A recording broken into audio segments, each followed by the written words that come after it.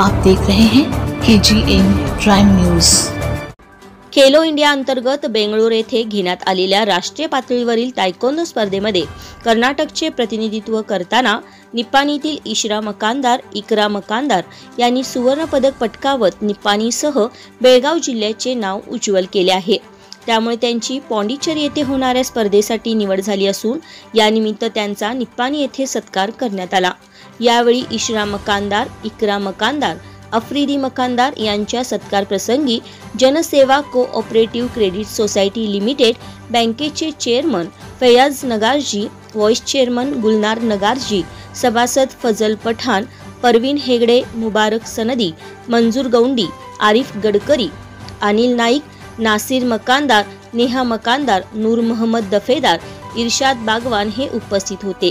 KGN crime news साठी पार्श्वनिवेदिका माधुरी मेस्त्री यांच्यासह आमचे संपादक सय्यद अफसर पटेल सर।